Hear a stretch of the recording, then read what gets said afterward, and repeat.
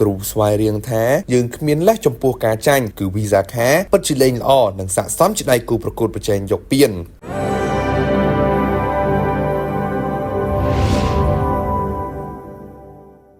កំណត់ត្រាមិនធ្លាប់ចាញ់នៅលើទឹកដីខ្លួនឯងតាំងពីខែធ្នូឆ្នាំ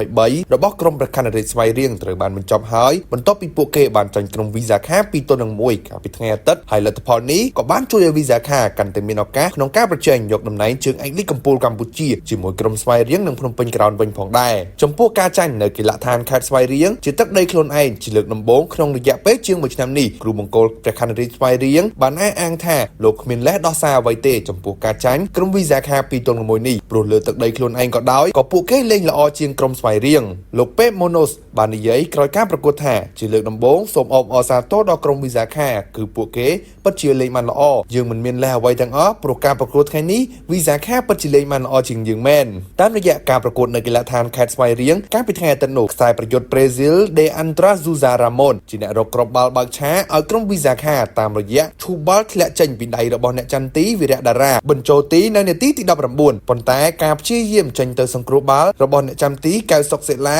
បានបង្កជាកំហុសនាំឲ្យខ្សែប្រយុទ្ធប្រេស៊ីលម៉ាទូសម៉ូរ៉េសេសដួលនៅក្នុងតំបន់គ្រោះថ្នាក់លោកអញ្ញាកណ្ដាលបានផ្ដល់បាល់ពីនៃ11ម៉ែត្រឲ្យក្រុមស្វ័យរៀងហើយម៉ាណូសជាអ្នកសុតបាល់សម្រេចដោយខ្លួនឯងនៅនាទីទី23តែទោះបីជាយ៉ាងណាគ្រាប់បាល់របស់លេងណូរ៉ានៅនាទីទី81បានជួយឲ្យវីសាខាឈ្នះស្វ័យរៀង2-1យ៉ាងរំភើបបំផុតជ័យជំនះនេះក៏ជាការបញ្ចប់កំណត់ត្រាមិនធ្លាប់ចាញ់នៅលើទឹកដីខ្លួនឯងក្នុងរយៈពេល1ឆ្នាំនិង3ខែរបស់ក្រុមព្រះខ័នរាជស្វ័យរៀងផងដែរបន្ទាប់ពីពួកគេបានចាញ់ក្រុម ISI ដង្កោសែនជ័យ2-1ចុងក្រោយបង្អស់នៅទឹកដីកាលពីថ្ងៃទី9ខែធ្នូឆ្នាំ2023យ៉ាងណាក៏ដោយលោកពេបបានមើលឃើញថាការដាក់ចិត្តរបស់ក្រុមវីសាខាសមនឹងទទួលបានជ័យជំនះនេះហើយគ្រូបង្វឹកក្រុមស្វ័យរៀងរូបនេះបានបញ្ជាក់ថាយើងបានឈ្នះច្រើនសប្តាហ៍មកហើយតែសប្តាហ៍នេះយើងមិនទទួលបានជ័យជំនះទេហើយយើងមិនមានលេសអ្វីទាំងអស់ព្រោះការប្រកួតនេះវីសាខាចាប់ផ្ដើមបានល្អជាងពួកគេមានមហិច្ឆតាខ្លាំងជាងហើយចុងក្រោយពួកគេទទួលបានជោគជ័យលោកពេបបានបន្ថែមថាវីសាខាមានទំនុកចិត្តក្នុងការលេងជាមួយកីឡាកររបស់គាត់ដែលមានគុណភាពទាំងអ្នកលេងនៅក្នុងជម្រើស11អ្នកដំបូង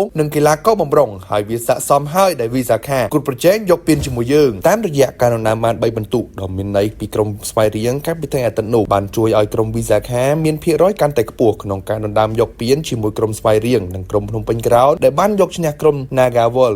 1-0ទាំងលំបាកបំផុតចំណែកក្រុមបឹងកេតដែលបានយកឈ្នះអង្គរ Tiger 2-1កាលពីថ្ងៃអាទិត្យនោះដែរហើយតាមលទ្ធផលការប្រកួតប្រជែងរវាងក្រុមកំពូលតារាងទាំង6នេះគឺក្រុមស្វ័យរៀងបន្តឈរនៅកំពូលតារាងដោយមាន58បន្ទុកតាមពីក្រោយដោយក្រុមភ្នំពេញក្រោនមាន57បន្ទុកនិងក្រុមវីសាខាមាន53បន្ទុកក្រុមទាំង3នេះនឹងក្លាយជាគូប្រកួតប្រជែងយ៉ាងស្និទ្ធស្វែងក្នុងការដណ្ដើមគ្នាយកពានលីកកំពូលកម្ពុជារដូវកាលនេះខណៈក្រុមអង្គរ Tiger ឈរនៅលេខ4មាន40បន្ទុកក្រុម Nagawal ឈរនៅលេខ5មាន36បន្ទុកនិងក្រុមបឹងកេតឈរនៅលេខ6ក្រោយគេក្នុង Top 6នេះដោយមាន33បន្ទុក